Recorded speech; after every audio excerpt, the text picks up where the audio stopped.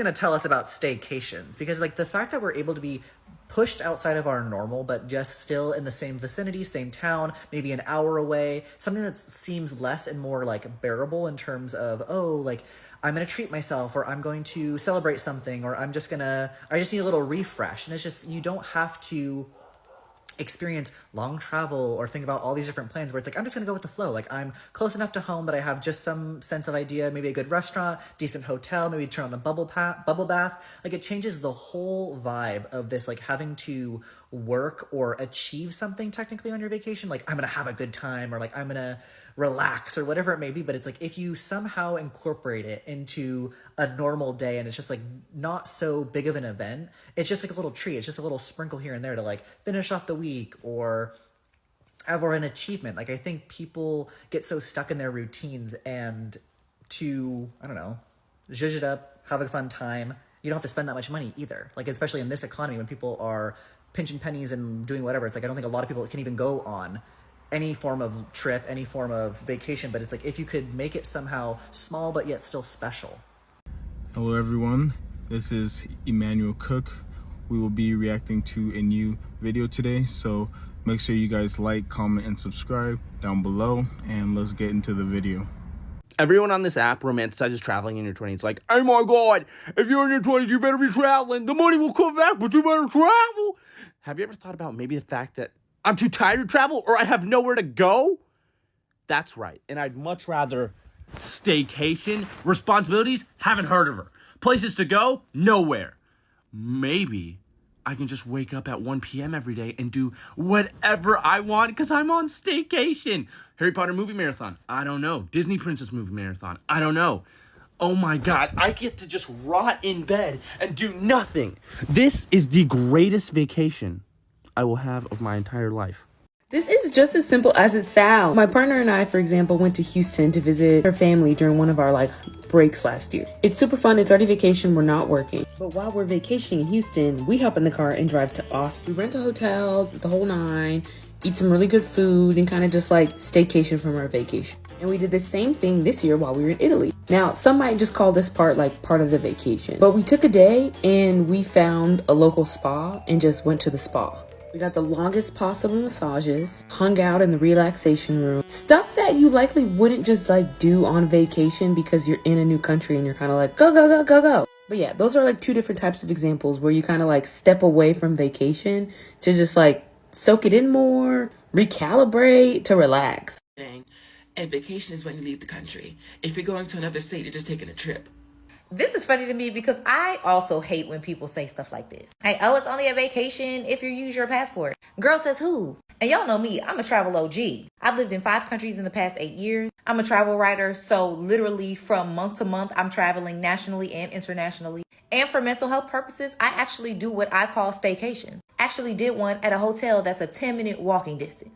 Yes, a 10-minute walking distance. I went to that hotel for a whole weekend. And I consider that a staycation. And especially in the climate we're in terms of the economy, the cost of flights, the cost of accommodations, and everything and all that in between, I actually highly recommend and prefer that people travel in closer quarters and not have to spend a super coin. And especially in the climate of where we're at in terms of mentally and everything that is going on in the world, one of my favorite places and one of my favorite staycations that I did and highly recommend is the Getaway House. And let me show y'all what they look like. So this is me at my Getaway House in Shenandoah North in Virginia. This is what it looks like from the outside. It is small and quaint, but it literally has every single thing that you need. And because TikTok removed the video green screen, I'm just gonna have to show y'all what the inside looks like on my other phone. So this is the inside of the cabin. And it has everything you need. It has pots and pans, cookware, cups, all the things. Even though, yeah, you know, I'm black, I had to bring my own pots and pans because I don't know what people be cooking in them things. And the bathroom pretty much has everything you need, full shower. I brought my own toiletries because that's just me. We cooked all our meals and we just sat outside, enjoyed the fresh air, and ate our good meals. They also provide you firewood and everything that can get a fire started. And if you like making s'mores, they also provide a s'mores kit. But I would say going there was probably one of the most relaxing weekends that I had. They have a lock box for your cell phone so you can legitimately just put your phone in the box and just enjoy peace and quiet. I think now they do offer Wi-Fi, but I think that kind of defeats the purpose of kind of unplugging. And like I said, it's nothing that's gonna break the bank, but that's still a vacation. I don't care how close to my traditional home it is. Bro, so you taking a week off? Yes, sir. That's what's up, bro. Where you gonna travel to? Where you going? Bro, I'm not traveling nowhere. I'm gonna be at the crib. What you straight mean? chilling for a week. Bro, so you wasting a week of PTO just to stay at the crib and do nothing? Yes, bro. Yes, that's my vacation. My vacation, You is wildin'. not leaving the house. After we leave work, I'm gonna go to the store. I'm gonna rack up on some groceries, and I'm going home. And I'm not leaving for a week. I'm gonna binge watch some shows that I've been missing, and I'm gonna be watching movies every day, all day. Why would you waste your PTO like that? Like, you really just wasting it. That is not. Why is that? How is that a waste? My peace is not a waste, bro. It's fun being at the crib for me alone. I'm gonna be chilling. I'm gonna be cooling, and that's what I need, bro. I just need to not leave. I need to have days where I'm just waking up and I'm not leaving. I'm cool, and that's what we doing, man. And I'm gonna do it again. Sometimes I'm gonna travel. You wildin', bro. Sometimes I just use a PTO to just, I just need a crib. I just need to chill at the crib. Stop doing your weekend trips Friday to Sunday. My husband and I started doing our weekend trips Saturday to Monday, and the amount of traffic that you don't hit is insane. Oh my God, I panicked because I was supposed to be doing the dishes, and then my husband walked in the back door. Follow for more. My top 3 reasons why a staycation is better than a vacation, and I have the receipts to prove it. Number 1, the planning was so simple. You don't have to check airline prices. You don't have to worry about luggage being lost or cramming every single thing you own into some luggage. Not worrying about booking rental cars or what routes to take, even riding on the scary Boeing aircraft that's flying right now. Number 2, we have spent far less money. Also some groceries, and we're like stocked up for days and just enjoying time eating together. You know, we're not worried about extra little outings that we've got to pay for and events to schedule. And number 3, the relaxation level is off the charts. So especially like if your family needs a reset, a staycation is the way to go. Do you hear there's like rooster crowing in the background and the birds chirping? Find somewhere in nature, find somewhere that's out in the country a little bit. It is so peaceful. I haven't even turned on my laptop for 3 days. That, guys, that literally hasn't happened in 10 years. I'm an entrepreneur and I always have that. This has been so nice. And when you're needing something relaxing for your family, sometimes a vacation becomes just another stressor. All of these things, check out. It's the way to go. And I'm going to show you some pictures just for fun.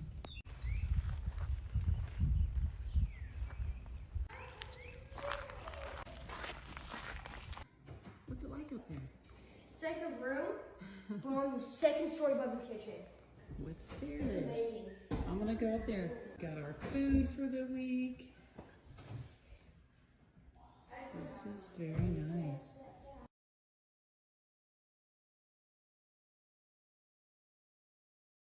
Sister, amen. Mom, parents, leave those children with their grandparents. Like, it's mandatory. As parents, we forget that we need to have lives outside of our children. It's so important. Every time our children go somewhere else, like they're with their grandparents, I'm just reminded of how my husband is my boyfriend. That's my forever love. But when the children are dead, sometimes it's hard to jubilate. Sometimes it's hard to, look left and right and just be in the moment with your spouse or significant other.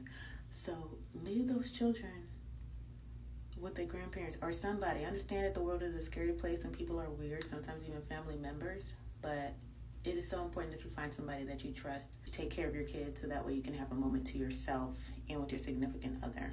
It literally does take a village, and you have to take care of you and your relationship first. Like, children or no children, okay? Leave them kids with their grandparents. I'm officially on staycation for the next, I don't know how many days. I go back to work next Tuesday, and I'm really excited that I get to sleep. I'm so tired. I'm not going anywhere. I'm just staying home. My partner's on tour, and life is hard when he's gone because, one, the dog is really stressed out when one of us isn't there, and she doesn't sleep well, and so we don't sleep well. And so that will be nice to be able to sleep in and take naps while he's gone. And also, I have to do all the chores all by myself when he's gone.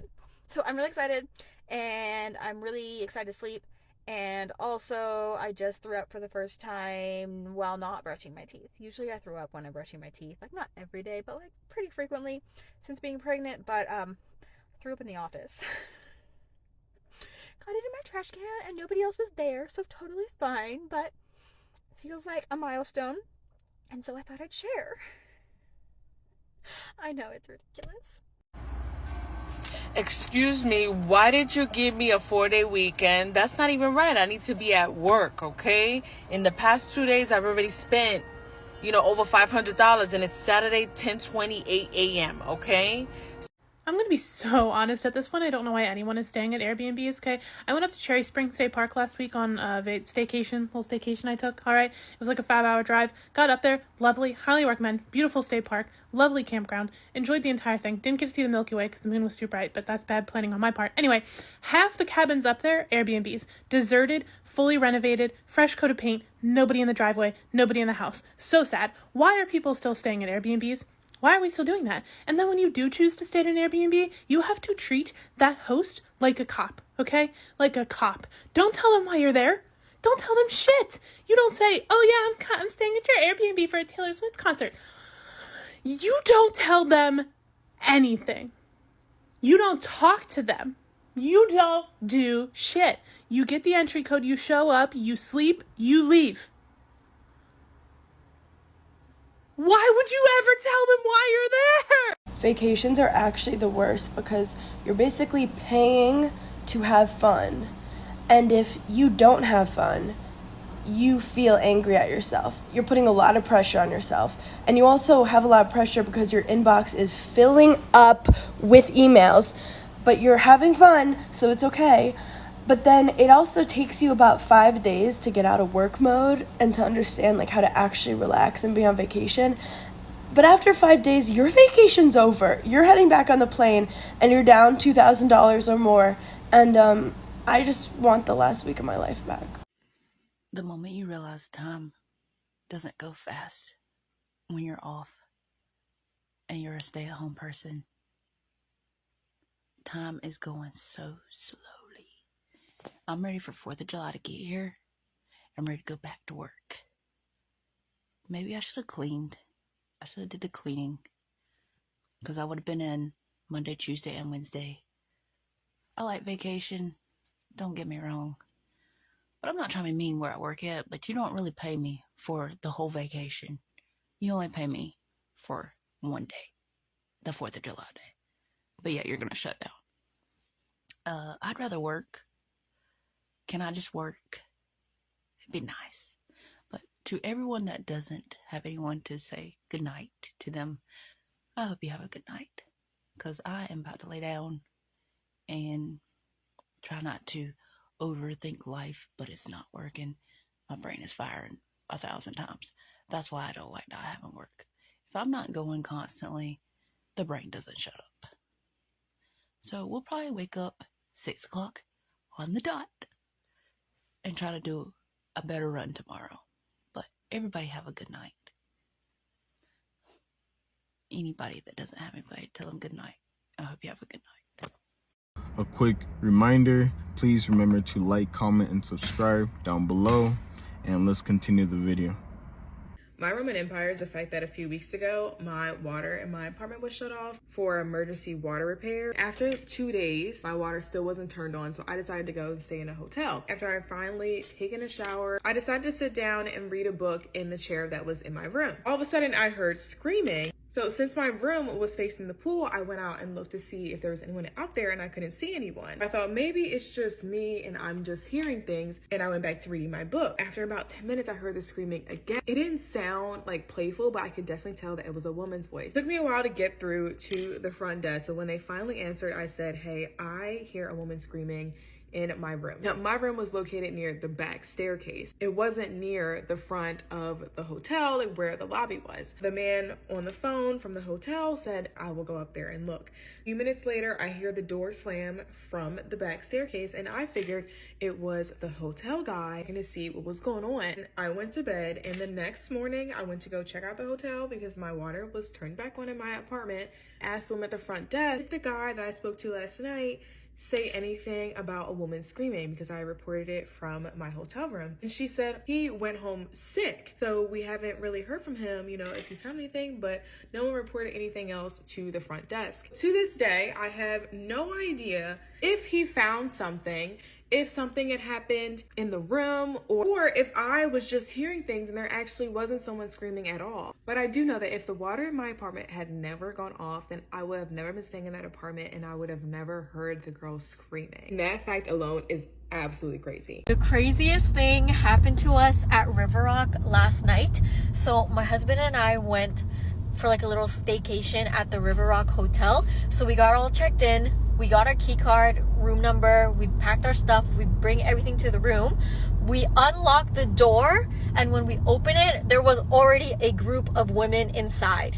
And then the women scream. They were in the middle of eating, and we also screamed because why is there people in our hotel room?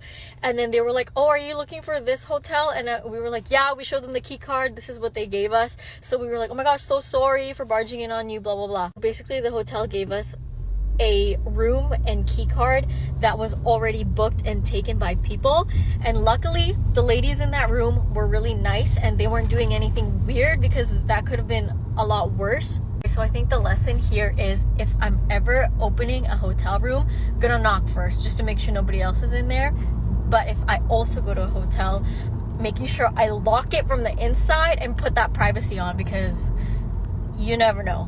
In my opinion, I think that staycations are a great idea, right? One, you save a lot of money overall. Number two, it is not too far away. And number three, it still allows you to have rest. I'll be spending a lot more time in the mountains and just enjoying this beautiful state that I'm in. This might be the unpopular opinion, but I have to say it. People on the East Coast do not take advantage of living in close proximity to other states. As somebody from California, I don't know how you guys aren't gone every single weekend. My name is Tania, and I've been to 12 states. Here are 5 weekend getaways from New York City that are not upstate New York. Be sure to save this video so the next time you're looking for a weekend getaway from New York City, you know where to look, and let me know in the comments where I missed. I'm a little bit biased, but I definitely think DC should be up there. It's only a 3-hour trip. It would be perfect for a weekend getaway. You see, it's $45 on Amtrak. You could probably find it cheaper on the bus or other modes of transportation. If you really want to up the ante, you could stop in Baltimore, go to Baltimore first because it's a little bit closer, and then take the $6 MARC train into Union Station in DC and do a day there. And that'll be the perfect weekend getaway from New York City. Another one that's on my list is going to Philly. I've never been to Philly, but I'm really excited now that I live in New York City. I can go to Philly because before it was far for me. And look how cheap it is. And it's only a 2-hour and 10-minute ride on Flixbus. This is Flixbus. And it's $17.99. You can go there for the weekend, spend the weekend in Philly, walk around, and then come back to the city. My third suggestion, this one is good if you have a car, would be York, Maine. It is beautiful. Let me show you. You see, it's only 4 hours to York, Maine. It's the perfect weekend getaway if you love small coastal towns. I had never been to Maine, and when I lived in Boston, my friend just took me, and it was one of the most beautiful places I've ever been to. And if you love small coastal towns, you want to get out of the city for the weekend, this is the perfect place. The views are stunning. Let me know your favorite weekend trips from New York City in the comments, because I'm trying to get out more and see new places while I live here.